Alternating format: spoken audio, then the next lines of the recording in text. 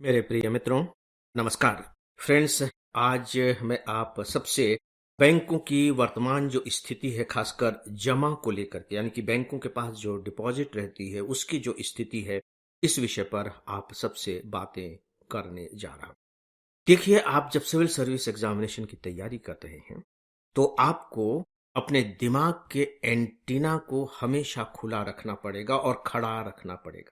ये मैं इसलिए कह रहा हूं कि आपके दिमाग में यह बात बहुत स्पष्ट रहनी चाहिए कि एक तो घटनाएं होती हैं, जैसे अभी कोलकाता में एक डॉक्टर के रेप और मर्डर की घटना हुई। ये घटना है, इस घटना को लेकर के पूरे देश में जो आक्रोश व्याप्त है, उससे फिर जो जो बातें निकल करके आ रही हैं, तथ्य आपके सामने आ रहे हैं, वो आपके करंट अफेयर्स के हिस्से हैं। इस पर हम लोगों ने बातें की। लेकिन एक दूसरी तरह की भी घटनाएं होती हैं जो विचारों के रूप में होती हैं। ये भी घटनाएं होती हैं और ये इक्वली इंपॉर्टेंट घटनाएं होती हैं। इन्हें आप सेकेंडरी मानकर मत चले या इनकी अनदेखी भी न करें। उदाहरण के तौर पर अभी कुछ दिनों पहले जो हमारे बैंकर्स हैं, पब्लिक सेक्टर यूनिट के जो बैंक्स हैं, उन्होंने वित्त मंत्री से एक अनुरोध किया। वित्त मंत्री के साथ जब उनकी बैठक हुई तो उन्होंने वित्त मंत्री से यह रिक्वेस्ट की कि सरकार के पास जो नगद शेष रह जाता है उसे प्लीज वो हमारे पास जमा करे। ये एक विचार था और यहां से फिर बातें आगे बढ़ी जिन पर हम अभी चर्चा करेंगे। इसके आसपास ही वित्त मंत्री ने बाकायदे बैंकर्स से कहा कि आप अपने जो नगद जमा है उसे बढ़ाइए, यानी कि जो कैश फ्लो है आपके पास, नगदी धन की मात्रा बढ़नी चाहिए, इसके लिए आप कोशिश करें। और फिर बाकायदे हमारे रिजर्व बैंक के जो गवर्नर हैं उन्होंने भी यही बात कही, यानी कि आप अपने पास नगद जमा को बढ़ाएं। इसका मतलब यह हुआ कि बैंकों के पास अभी नगद जमा का संकट है। तभी तो बैंक सरकार से कह रहे हैं कि आपके पास जो नगद शेष रह जाता है प्लीज उसे हमारे पास आप रखें। तो देखिए, ये आपके सिलेबस का बहुत इंपॉर्टेंट टॉपिक है। अर्थशास्त्र के रूप में न सही, लेकिन अर्थव्यवस्था के रूप में तो है, क्योंकि आपको मालूम है कि जो बैंक्स हैं वो हमारी अर्थव्यवस्था की प्राणवायु हैं। बैंकों का कमजोर होना, बैंकों का फेल होना, बैंकों के पास जमा की कमी होना, कल्पना करके देखिए कि क्या स्थिति ला सकता है। किसी भी उद्योगपति को ऋण चाहिए उद्योग खोलने के लिए, बैंकों के पास जाता है। आपको बाइक खरीदने के लिए लोन चाहिए, घर बनाने के लिए लोन चाहिए, यानी कि जो सिटीजन्स हैं वे भी बकायदे बैंक के पास जाते हैं कि हमें लोन दे दो। अब बैंक कह रहे हैं कि नहीं, हमारे पास तो नगद है ही नहीं है, हमारे पास तो पैसा है ही नहीं है, तो हम आपको लोन कहां से दें, आप वापस चले आएंगे। तो आपको नहीं लगता है कि एक यूनिट जो आप घर की बनाते अब वो नहीं बनेगा, और अगर घर नहीं बनेगा तो उस घर में लगने वाले जो ईंट सीमेंट छड़ थी वो भी नहीं बिकेंगे, घर में लगने वाले जो मजदूर होते उन्हें भी मजदूरी नहीं मिलेगी, बाइक नहीं खरीद पाएंगे आप, तो बाइक की जो इंडस्ट्री है उस पर इसका इंपैक्ट पड़ेगा। तो आपको नहीं लग रहा है कि ये तो सारा का सारा साइकिल गड़बड़ा जाएगा अर्थव्यवस्था का। तो दोस्तों, इसीलिए अर्थव्यवस्था की दृष्टि से यह बहुत इंपॉर्टेंट टॉपिक अगले साल के एग्जामिनेशन के लिए बन गया है। आपको ध्यान होगा कि 2-3 दिन पहले मैंने आप सबसे एक रिक्वेस्ट की थी कि एनडीटीवी पर 8 बजे रिजर्व बैंक के गवर्नर का एक बहुत ही लंबा इंटरव्यू था और वो हिंदी में। उसमें उन्होंने न केवल भारतीय अर्थव्यवस्था के बारे में बातें की थी, वर्तमान अर्थव्यवस्था के बारे में, बल्कि उनको बहुत अच्छे तरीके से समझाया भी था। और उस इंटरव्यू में उन्होंने बाकायदे इस समस्या के बारे में बात की थी कि हमारे जो बैंक हैं उनके पास जमा की कमी है और उन्हें चाहिए कि वो बाकायदे अपनी जमा राशि को बढ़ाने के लिए काम करें। मुझे नहीं मालूम कि आपने देखा या नहीं देखा, और मैं विश्वास दिलाता हूं कि अगर आपने उसे देखा होगा तो आज आप मेरी बातों को ज्यादा गहराई से विस्तार के साथ समझ पाएंगे। और अगर नहीं देखा हो तो मैं यहां समझाने की कोशिश तो करूंगा ही यथासंभव, लेकिन हो सकता है कि आपके समझने के स्तर में थोड़ा सा फर्क पड़ जाए। तो दोस्तों, आइए इस विषय को अब समझने की कोशिश करते हैं। मैं इस विषय पर आपसे बहुत ही समीक्षात्मक बात करने नहीं जा रहा। देखिए, बैंकों के पास जो वस्तु है जिसे वो बेचते हैं वो क्या है, वो धन है। वो धन अपने पास जमा करते हैं, हम सब उनके पास धन जमा करते हैं। हम अपने करेंट अकाउंट खुलवाते हैं, सेविंग अकाउंट खुलवाते हैं, उनके पास फिक्स डिपॉजिट करते हैं। इस तरह से हम बैंक में अपना धन रखते हैं उस धन के बदले बैंक हमें ब्याज देता है, इसीलिए हम वहां धन रखते हैं। और फिर इस रखे हुए धन को जो बाकायदे बैंक हैं वो जिन्हें जरूरत होती है उन्हें दे देता है और उनसे बदले में ब्याज लेता है। तो जो हमें वो ब्याज देता है और बदले में जो ब्याज लेता है उसका जो अंतर है वही बैंक का प्रॉफिट है।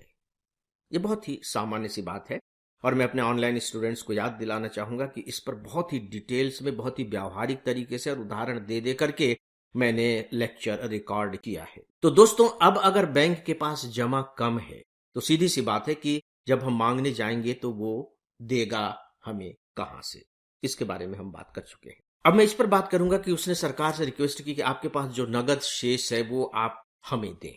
इसे थोड़ा सा समझ लीजिए। देखिए, सरकार खर्च करती है, जैसे चलिए हम समझने के लिए इसे लेते हैं कि सरकार के द्वारा बहुत से प्रायोजित प्रोग्राम चलते हैं, बहुत से केंद्र सरकार के जो प्रायोजित प्रोग्राम हैं। तो केंद्र सरकार बकायदे स्टेट गवर्नमेंट को धन देती है, अपनी तरफ से सरकारों को धन देती है। अब ये जो सरकार है जिन्हें पैसा मिला है ये इसे कहां रखें? कहीं ना कहीं तो रखेंगे, नगद तो रखेंगे नहीं। तो इसे अभी वे रिजर्व बैंक ऑफ इंडिया के पास रखते हैं। 2021 में सरकार ने आदेश निकाला था, तो रिजर्व बैंक ऑफ इंडिया के पास रख देते हैं और फिर कहते हैं कि जब जरूरत होगा तो आप हमें दे दीजिएगा। रिजर्व बैंक ऑफ इंडिया उन्हें दे देती है। मजेदार बात यह है कि इसके बदले में reserve bank of India in सरकारों को कोई इंटरेस्ट नहीं देती, कोई ब्याज नहीं देती। अब वो कैसे ब्याज देगी? क्योंकि आप तो कभी भी धन मांग लेंगे तो रिजर्व बैंक को तो उसे रखना पड़ता है ना कि भाई आप मांगे और आपको तुरंत दे दे। तो चूंकि वो धन का उपयोग कर ही नहीं पा रही है तो आपको वो ब्याज भी नहीं देती। बैंक इसके बदले में ब्याज देते हैं, भले ही ब्याज की दर थोड़ी कम हो लेकिन वो ब्याज देते हैं। तो उन्होंने रिक्वेस्ट की कि भाई जो रिजर्व बैंक ऑफ इंडिया को आप धन दे रहे हैं प्लीज उसे हमारे पास रखें, तो हमारे पास कम से कम थोड़ी सी लिक्विडिटी तो आ जाएगी। इसे कहते हैं लिक्विडिटी, यानी कि तरलता। हमारे पास धन होगा तो हम उसे ब्याज पर आगे दे सकेंगे।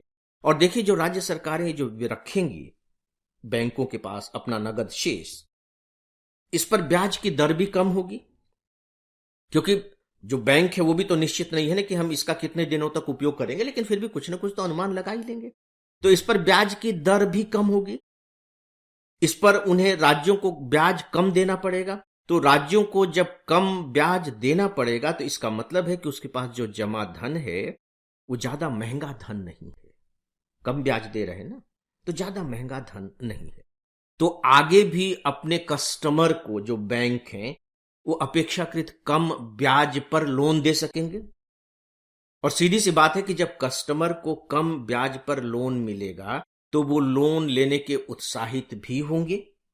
देखिए, आप जब कोई चीज सस्ती मिलती है तो आप उत्साहित होते हैं ना कि खरीदते हैं, ज्यादा से ज्यादा खरीदते हैं।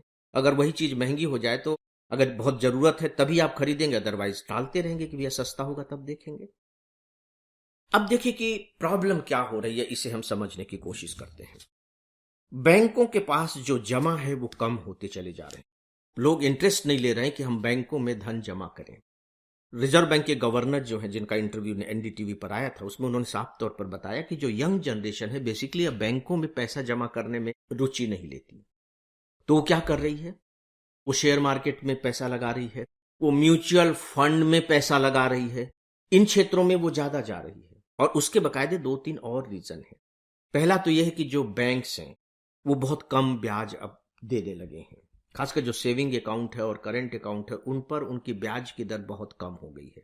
और इधर हमारा इन्फ्लेशन काफी हाई है।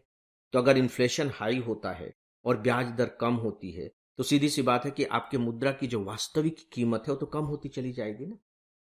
तो उसे अभी मैच नहीं कर पा रहे हैं बैंक, व्यावहारिक स्तर पर। आंकड़ों में भले ही वो मैच करें, तो लोग बैंक में धन जमा करने में ज्यादा रुचि नहीं दिखा रहे हैं।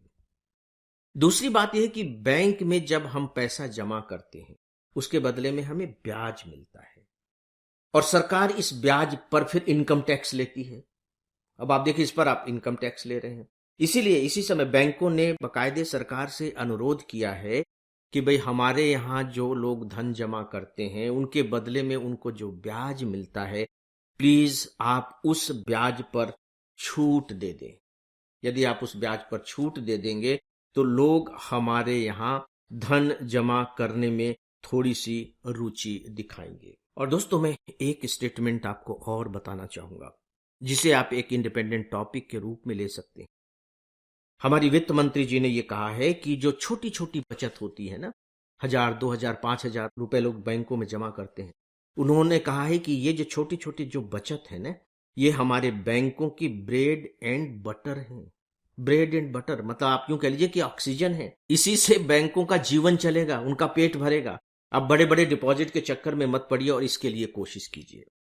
नो डाउट आपको मालूम है कि अब तो हर घर का लगभग लगभग अकाउंट खुल चुका है, लेकिन यहां मैं आपको एक डेटा बताना चाहूँ कि अकाउंट तो खुल चुके हैं, लेकिन दुर्भाग्य से अभी जो लेटेस्ट डेटा हमारे पास है कि उसमें 35% अकाउंट लगभग ऐसे हैं जो इनएक्टिव है, जो काम ही नहीं कर रहे हैं, मतलब उनमें कोई लेन देन नहीं हो रहा है। लेकिन चलिए हम अगर उनको छोड़ दें तो 65% तो एक्टिव हैं और गांव गांव के लोगों तक के अकाउंट खुल चुके हैं।